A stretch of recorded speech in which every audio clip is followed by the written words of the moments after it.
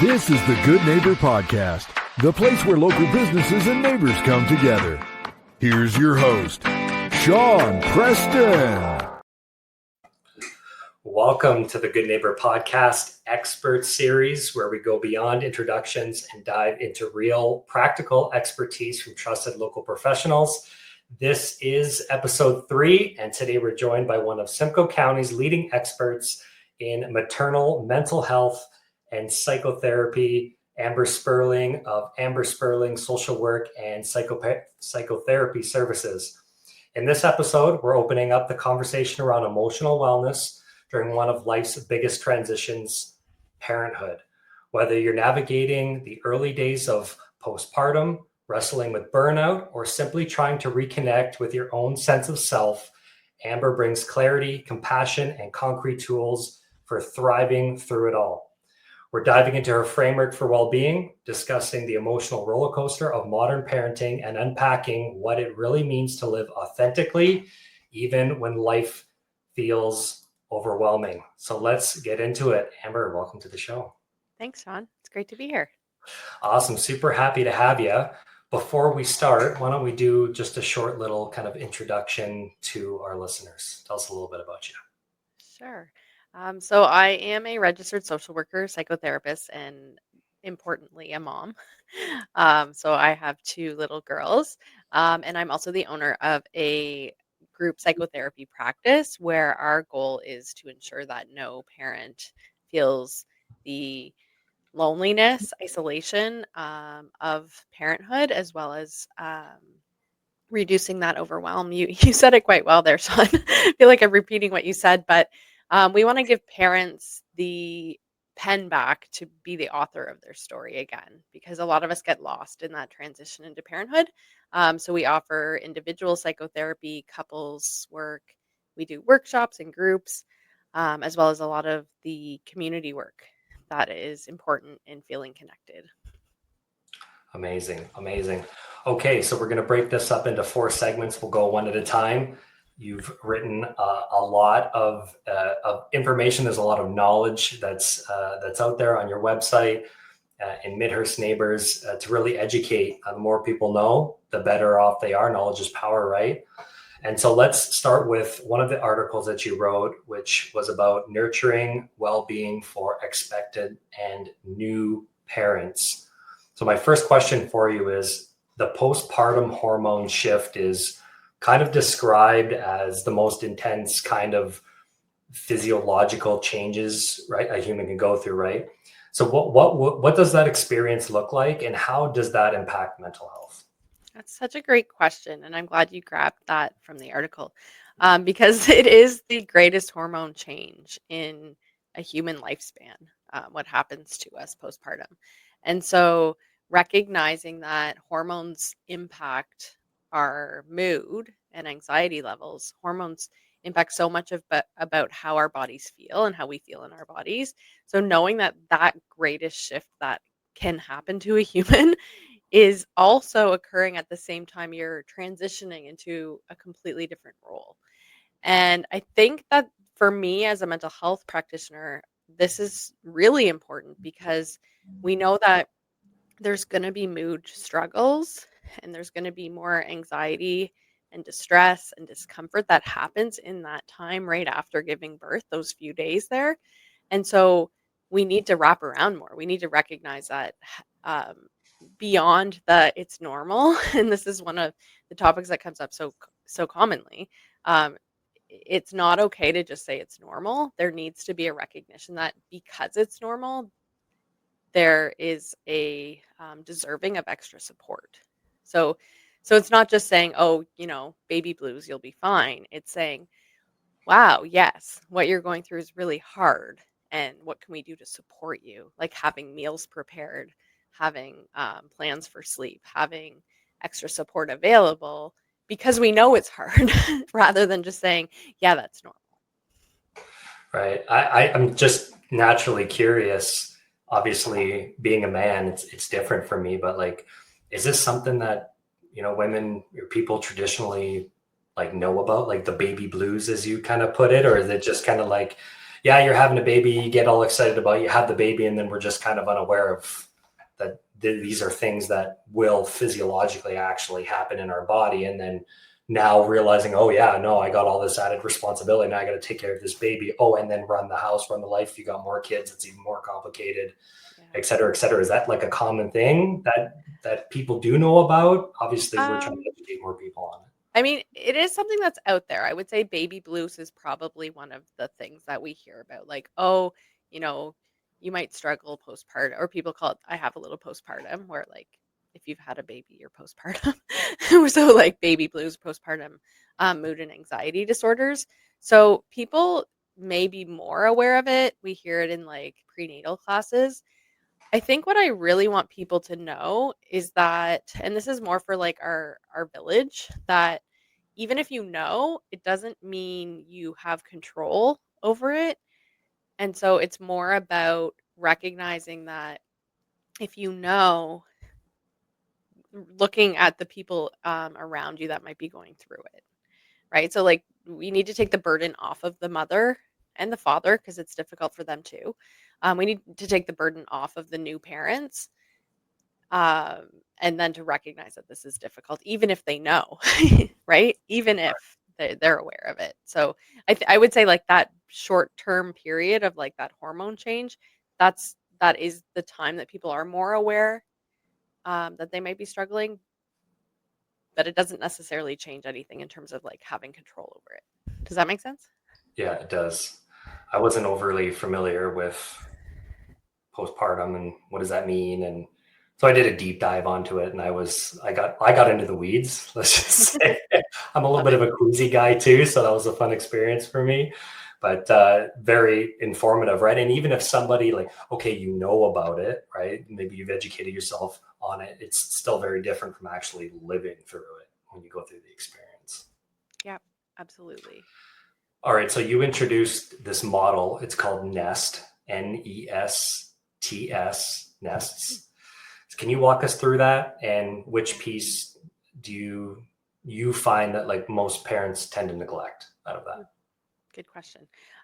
So NESTS is an acronym I can't take credit for. I learned it from Postpartum BC years ago, but I use it quite often in my practice. And so NESTS is an easy way of assessing how am I doing? Am I hitting the basic needs? So N stands for nutrition or nourishment. I'm shifting more to nourishment because how are you nourishing your body? Is your body getting what it needs?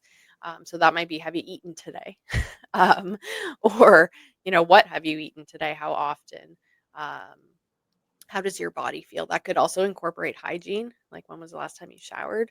I know before I had kids, I wouldn't have even thought of these things. But after I had my first, I was like, wow, like without proper support, you can go days without showering, but not because you don't want to or because um, you don't think it's important. So, nourishment is like, how am I taking care of my body? Is my body getting what it needs? Exercise ties into that. So NE, the E is exercise or movement. Have you moved your body? And that might be something as simple as like, have you got up and walked around? Postpartum looks different for everybody in terms of healing. So also maybe asking if you have someone in your life that can support you in adding movement. So whether that's your physiotherapist, chiropractor, family practitioner. There's like in the Simcoe County area, there's so many amazing people that are trained in this area. So just, you know, have I incorporated movement and what's getting in the way? Do I need professional support? Um, S. So the first S I'm going to say is sleep. And that would be the hardest one. So we know that sleep deprivation is a form of torture and is used in wars. So recognizing that in the postpartum period, and not just postpartum period, but in that time frame where you now do not have control over when and how much you can sleep, we also find that sleep is not as deep because you are in a survival state of caring for an infant. So you're not getting that same deep sleep if you are sleeping. So recognizing, are you sleeping? And so I will encourage families to figure out a way to get at least at bare minimum a 4-hour stretch without interruption. Feeding does impact that, but that is part of the conversation, how baby's feeding, if baby's growing. But 4 to 6 hours minimum. I mean, ideally 6, but 4 uninterrupted. So I'm just going to continue through nests. So nourishment, exercise, sleep. T is time for self. And time for self is beyond self-care. This isn't like go get your nails done, although if that's what you do, amazing. Time for self means, have you had a period of time recently where you were not responsible for another living being? Have you been able to step aside and have your nervous system calm and not be on? Because when we have a baby, you're on, right? Like you're responsible. You have to care for them. They can't feed themselves, etc. So time for self is being able to step away and not being on. I will encourage new moms that hygiene does not count for that. Like having a bath or a shower doesn't count. Eating food that you haven't eaten all day doesn't count. I'll also often say, is it possible for you to leave the house by yourself or for your partner to take the baby out? Because if we can hear baby crying, our nervous system isn't having time for self. Right. So it's that like separation of like calming your nervous system. And then the last S is supports. And we talk about different types of supports. So traditionally, people are like, oh, yeah, I talk to my mom, or I have a best friend, or I talk to my partner. But it's beyond just talking about it. It's like, who's bringing meals? Do you have financial stability? Like, do you feel supported by your bank? Do you feel supported by your dentist? I don't know. Like, but looking outside the traditional box of who your supports are and what are the times where you feel where you can let your guard down, feel comfortable, and accessing the resources that you need. So we want to think about these things. You can do like a bullseye of supports. So who's in the middle? Maybe it's you and your partner and your baby, and then the next circle is your parents, your in-laws, and the next circle maybe your siblings. In your inner circle could be your best friend. There's no right or wrong, but recognizing that supports are beyond the people that are within your walls, and when you're aware of that, you're more likely to access them.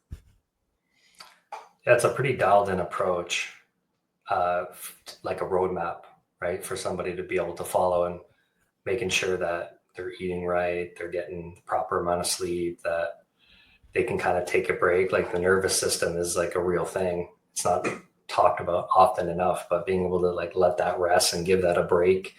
It's like everything kind of functions as one. And if you have some of these things, put in place, that's really going to help kind of like that enjoyment of the experience. Like like you just had a baby, like this should be an enjoyable experience, and just making sure that we have these things in place is very positive, because like you were saying, right, all the hormonal changes, there's things that are kind of happening, and then making sure that the support system is there. I think that's crucial as well, to be able to take a little bit of a breather, focus on something for the mom themselves, and be able to take care of them.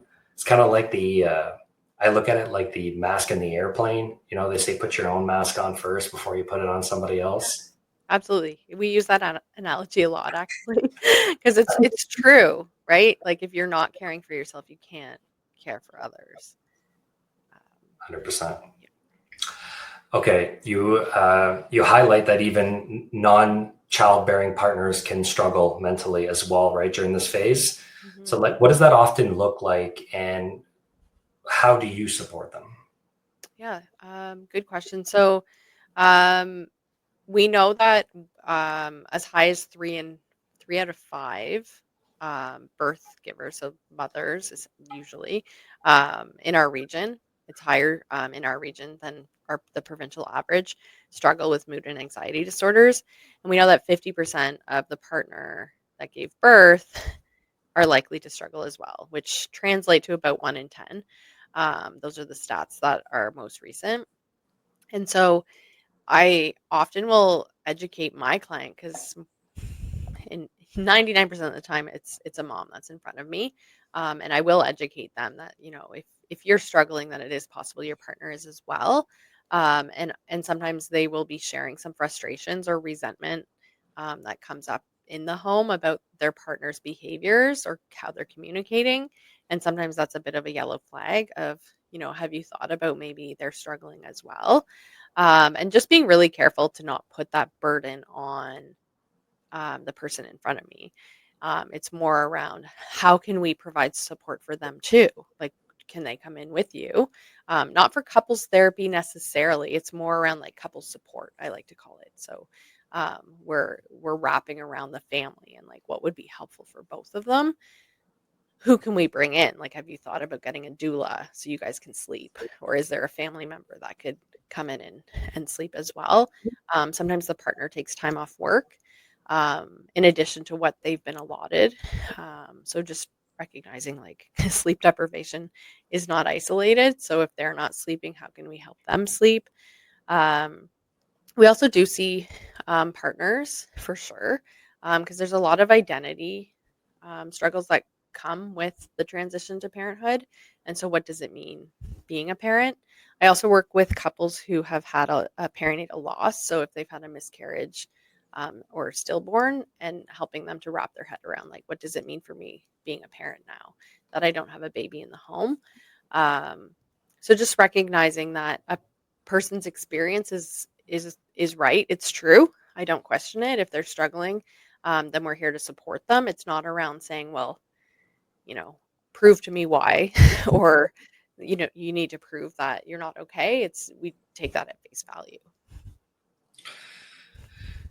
Yeah, I mean, that kind of goes back to that support thing that you were talking about, just making sure that everybody feels supported so that things that need to happen can happen, whether that's something like sleep or finding time to eat, all obviously in the best interest for the baby. If that baby needs to be taken care for as well.